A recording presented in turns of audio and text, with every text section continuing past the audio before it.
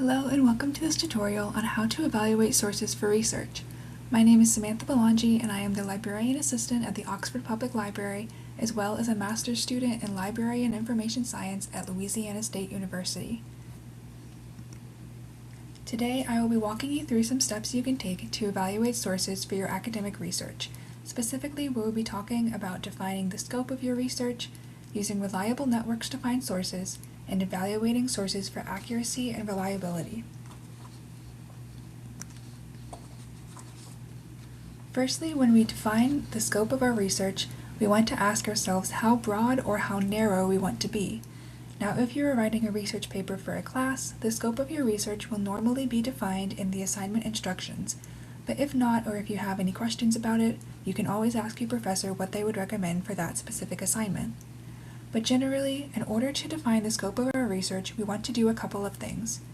Firstly, once you have your subject in mind, you can jot down a list of keywords about that subject. This list will give you topics to search later and will often help you to stay within your specific subject.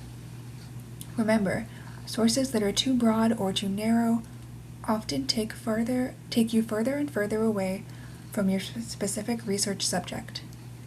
After you've defined your keywords, try listing them out in order from broadest to narrowest.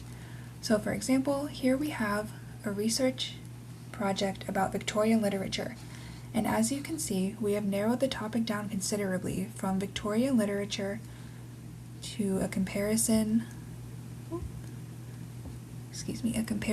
of Jane Eyre and Wuthering Heights. And here's the path we took to get there. From Victorian literature, we narrowed it down by genre to specifically Victorian romance. From there, we narrowed it down by the type of author, Victorian romance by female authors, and then again by specific authors, Victorian romance by the Bronte sisters. And finally, we narrowed it down to specific works, a comparison of Jane Eyre and Wuthering Heights.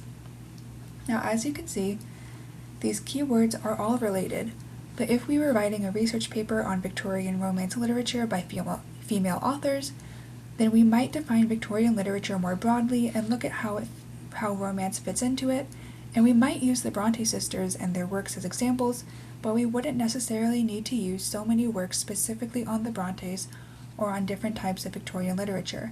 But all of those keywords are words we can use to search for sources about our topic. So then how do we know where to find good sources? Well, if you use the right research networks to find your research sources, then it makes evaluating them much easier. So let's look at some sources you can trust. Here, we want to use reliable networks to find our sources. These can include university and local library databases, sites such as Google Scholar or Core, as well as websites and journals associated with universities, research institutions, or governments. Since you know these institutions can be trusted, it makes it easier to look for sources in these networks instead of the whole internet. In addition to these, once you have found a reliable source that you're going to use, you can always look at the bibliography of that source to see what they reference, and see if any of those works may work for you. But the general rule of thumb here is that you want a peer-reviewed article from a scholarly journal.